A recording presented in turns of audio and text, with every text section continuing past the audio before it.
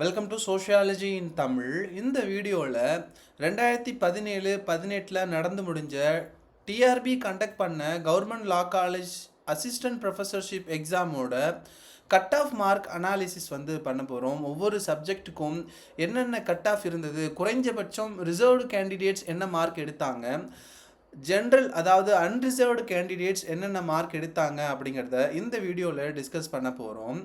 இந்த வீடியோ மூலமாக நீங்கள் டிஆர்பி லா மற்றும் ப்ரீ லா எக்ஸாம் எழுதிருந்தீங்க அப்படின்னா நீங்கள் இன்டர்வியூக்கு ஷார்ட் லிஸ்ட் ஆவீங்களா ஆக மாட்டிங்களா அப்படிங்கிறத ஈஸியாக கண்டுபிடிக்க முடியும். Now let's get started.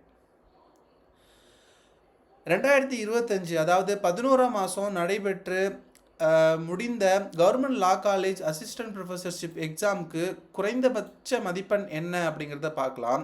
நீங்கள் பேப்பர் 1 அதாவது தமிழில் குவாலிஃபை ஆனதுக்கப்புறம் உங்களுடைய கோர் பேப்பரில் லா அசிஸ்டன்ட் ப்ரொஃபஸர் அதாவது லா டிபார்ட்மெண்ட் எக்ஸாம் எழுதிருந்தீங்க அப்படின்னா ஜென்ரல் கேட்டகரி அப்படிங்கும் போது 175 கொஸ்டின்ஸ்க்கு நீங்கள் 70 கொஸ்டின்ஸ் கரெக்டாக எழுதியிருக்கணும். அதாவது 40% எடுத்திருந்தால் மட்டும்தான் உங்களை ரேங்கிங் லிஸ்ட்டில் எடுப்பாங்க. ரிசர்வ்டு கேண்டிடேட் அதாவது BC, BCM, MBC, SC, ST இவங்கெல்லாம் 52 கேள்விகள் சரியாக விடையளிச்சிருக்கணும். அதாவது 30% சரியாக விடையளிச்சிருக்கணும் 175 கேள்விகளுக்கு.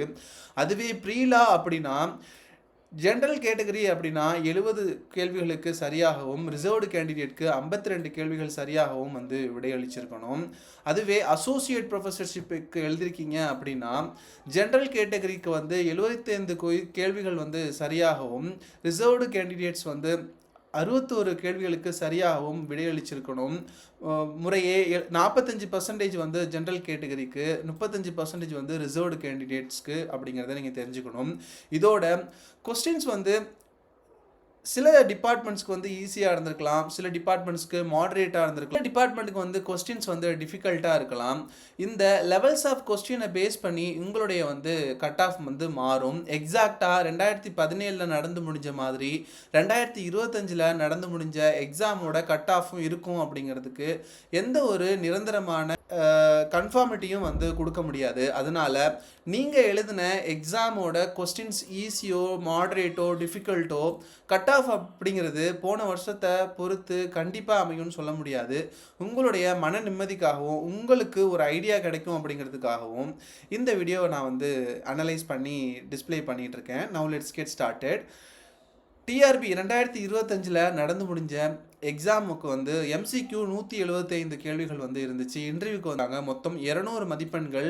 அதே மாதிரி தான் 2017 நடந்து முடிஞ்ச டிஆர்பி லா மற்றும் ப்ரீலா அசிஸ்டன்ட் ப்ரொஃபஸர்ஷிப் எக்ஸாமுக்கும் 200 மதிப்பெண்களுக்கு எக்ஸாம் கண்டக்ட் பண்ணாங்க அப்படிங்கிறத நீங்கள் தெரிஞ்சுக்கணும்.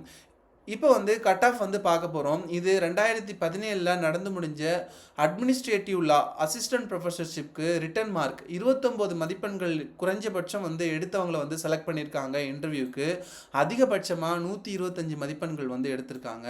இதன் மூலமாக நீங்கள் அட்மினிஸ்ட்ரேட்டிவ் லா படிச்சிருந்தீங்க அப்படின்னா 59லேருந்து 125 மதிப்பெண்குள்ளே எடுத்தீங்க அப்படின்னா நீங்கள் இன்டர்வியூக்கு செலக்ட் ஆக வாய்ப்புகள் இருக்குது அப்படிங்கிறத நீங்கள் தெரிஞ்சுக்கணும்.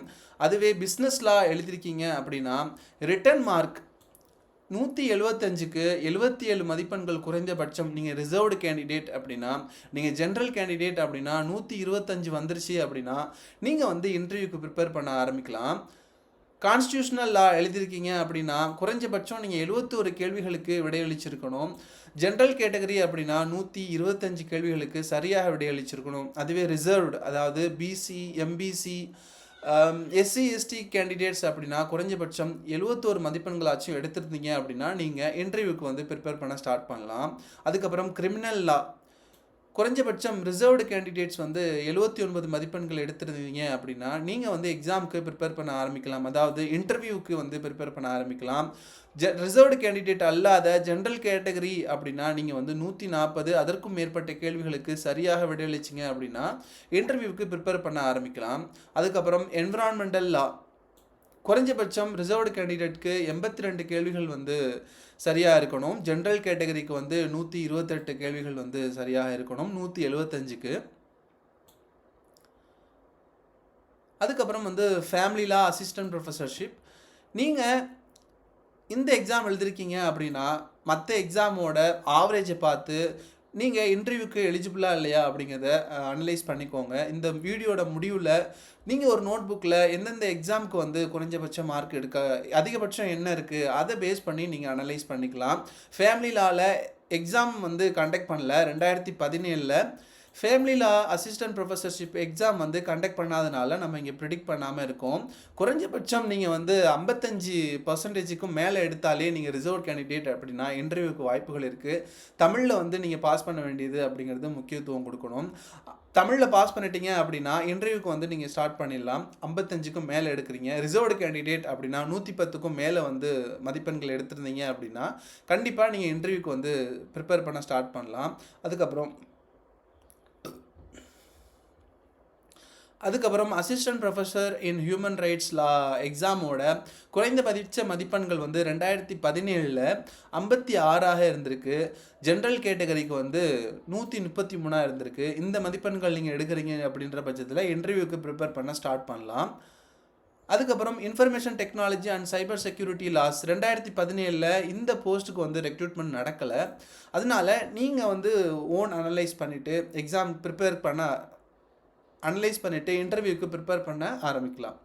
Intellectual property law assistant professor in intellectual property லாக்கு குறைஞ்சபட்ச மதிப்பெண்கள் வந்து 76 இருக்குது ரிசர்வ்டு கேண்டிடேட்ஸ்க்கு. அதுவே நீங்கள் ஜென்ரல் கேட்டகரி அப்படின்னா 140 கொஸ்டின்ஸ்க்கு கரெக்டாக ஆன்சர் பண்ணியிருந்தீங்க அப்படின்னா நீங்கள் வந்து இன்டர்வியூக்கு ப்ரிப்பேர் பண்ணலாம். அதுக்கப்புறம் இன்டர்நேஷ்னல் லா குறைஞ்சபட்ச மதிப்பெண் வந்து 54, ஜென்ரல் கேட்டகரிக்கு வந்து 101 அப்படிங்கிறத நீங்கள் தெரிஞ்சுக்கணும். அதுக்கப்புறம் லேபர் லா அசிஸ்டன்ட் ப்ரொஃபஸர்ஷிப் குறைஞ்சபட்ச மதிப்பெண் வந்து 63 மதிப்பெண்கள் எடுக்கணும். அதிகபட்சமாக ஜென்ரல் கேட்டகரி அப்படின்னா 147 மதிப்பெண்கள் எடுத்தீங்கன்னா இன்டர்வியூக்கு நீங்கள் ப்ரிப்பேர் பண்ண ஆரம்பிக்கலாம்.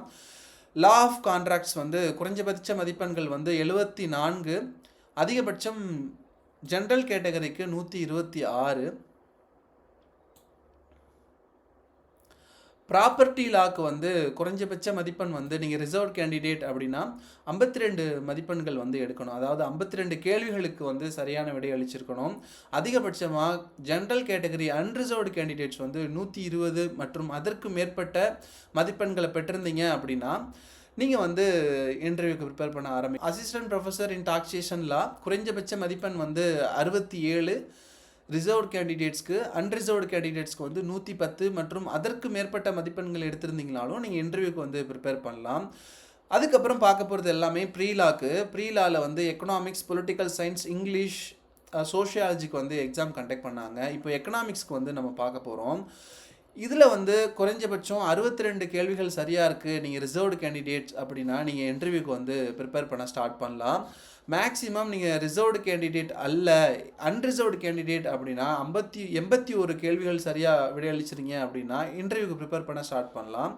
இங்கிலீஷ் அப்படின்னா குறைஞ்சபட்சம் அந்த ரெக்ரூட்மெண்ட்டில், அதாவது 2017 ரெக்ரூட்மெண்ட்டில் 69 கேள்விகள் சரியாக விடையளித்தவங்களும் வந்து இன்டர்வியூக்கு ஷார்ட் லிஸ்ட் ஆகியிருக்காங்க. அதனால நீங்கள் 69 எடுத்திருந்தீங்க அப்படின்னா இன்டர்வியூக்கு செலக்ட் ஆக வாய்ப்புகள் இருக்குது. ரிசர்வ்டு கேண்டிடேட்ஸ் அப்படின்னா 101 கேள்விகள் சரி அப்படின்னா அன்ரிசர்வ் கேண்டிடேட்ஸ் வந்து இன்டர்வியூக்கு ப்ரிப்பேர் பண்ண ஸ்டார்ட் பண்ணலாம். பொலிட்டிக்கல் சயின்ஸில் வந்து 2017 18 நடந்து முடிஞ்ச எக்ஸாமோட குறைஞ்சபட்ச மதிப்பெண் வந்து 69, அதிகபட்ச மதிப்பெண் வந்து 87. குறைஞ்சபட்ச மதிப்பெண் வந்து 69 ரிசர்வ்டு கேண்டிடேட்ஸ்க்கு, 87 அன்ரிசர்வ்டுக்கு இன்டர்வியூக்கு ப்ரிப்பேர் பண்ண ஸ்டார்ட் பண்ணலாம்.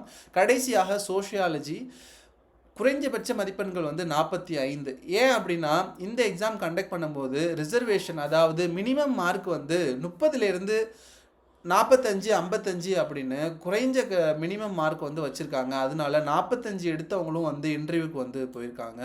ரிசர்வ்டு கேண்டிடேட் அப்படின்னா 86 கேள்விகளுக்கு சரியாக பதிலளிச்சிருங்க அப்படின்னா கண்டிப்பாக உங்களுக்கு இன்டர்வியூ வர்றதுக்கு வாய்ப்புகள் இருக்குது. இந்த வீடியோ உங்களுக்கு ரொம்ப யூஸ்ஃபுல்லாக இருக்கும் அப்படின்னு நம்புகிறேன். தேங்க்யூ ஃபார் வாட்சிங். சோஷியாலஜி ரிலேட்டடான வீடியோக்கள் வந்து இந்த சேனலில் நான் அப்லோட் பண்ணிகிட்ருக்கேன். இன்னும் எக்ஸாம் ரிலேட்டடான நோட்டிஃபிகேஷன் மற்றும் முக்கியமான தியரிஸ், கான்செப்ட்ஸ் சோஷியாலஜியில் வந்து எக்ஸ்பிளைன் பண்ணிகிட்டு இருக்கேன்.